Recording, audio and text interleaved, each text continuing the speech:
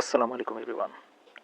ক্যান্ডেলের prediction বুঝে আমরা প্রত্যেকটা ট্রেড প্লেস করব এবং প্রত্যেকটা ট্রেড হবে আমাদের 15 সেকেন্ড করে।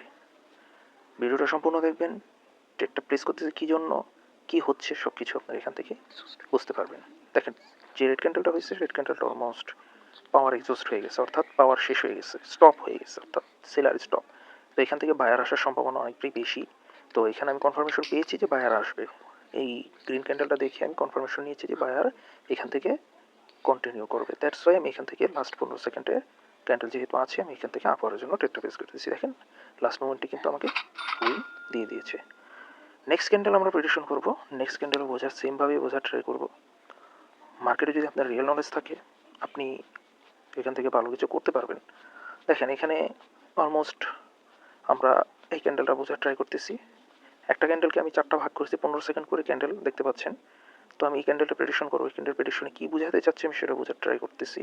হ্যাঁ, এখানে বোঝাতে চেয়েছে যে সেলার এখানে অ্যাক্টিভ আছে, সেলারের পাওয়ার এখন শেষ হয়নি, সেলার আছে। এখন যদি সেলার আসতে হয়, অবশ্যই এখান থেকে আমাদের বায়ার এক্সস্ট হতে হবে, অর্থাৎ বায়ারের পাওয়ার শেষ হতে হবে, বায়ারের সাথে যুদ্ধ করে পারতে হবে। দেখেন, এখান থেকে কিন্তু বায়ারের সাথে যুদ্ধ করে পারেনি, তাই এখান থেকে বায়াররাই আসবে।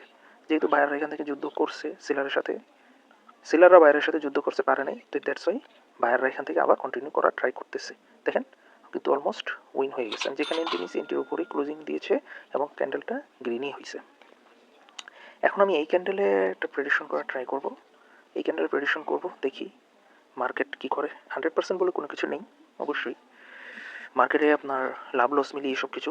তো এখান থেকে আমরা বোঝার ট্রাই করতেছি, দেখি কী করে। এখানে অলমোস্ট দেখতে পাচ্ছি বায়ারের ক্যান্ডেলটা, এটা একটা বায়ার স্ট্রং, এখানে বায়ার একটা অ্যাক্টিভনেস দেখাচ্ছে। আর এখানে অলমোস্ট একটা আপনার স্পিনিং টপের মতো ক্যান্ডেল হয়েছে, যেটা সম্পূর্ণ একটা রিস্কি। ওটিসি মার্কেটে স্পিনিং টপ হওয়া মানে এটা অনেকটা রিস্কি। তারপর আমি আপনাদেরকে দেখাবো যে স্পিনিং টপ হলে ট্রেড নেওয়া যায় কি না। দেখেন, এখানে কিন্তু দেখাইছে যে সেলার অ্যাক্টিভ, কিন্তু আমি এখান থেকে সেলারের জন্যই গিয়েছি, কিন্তু আমার এটা যেহেতু পিছনের ক্যান্ডেলটা আমার স্পিনিং টপ হয়েছে, এটা একটু রিস্ক হয়ে গেছে। দেখেন, স্পিনিং টপ হওয়ার কারণে কিন্তু আমার এটা লস হয়ে গেছে। কোনো সমস্যা নাই, নলেজ যেহেতু আছে, লস থাকবেই।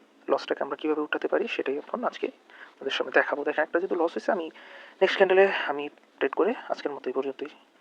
তো দেখার ট্রাই করতেছি, দেখি আমাকে অপরচুনিটি দেয় কিনা। তো এই ক্যান্ডেল একটু বোঝার ট্রাই করি, ক্যান্ডেল কী বলতে যাচ্ছে। দেখেন, এখানে কিন্তু অলমোস্ট বায়ারিংয়ের অনেক বড় প্রেশার, অর্থাৎ বায়াররা fully active, buyer full active.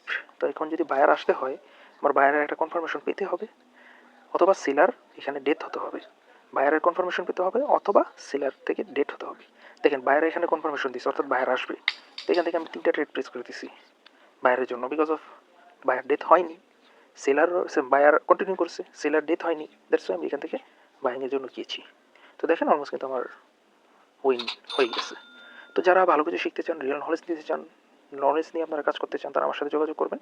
সবাইকে ধন্যবাদ। আসসালামু আলাইকুম।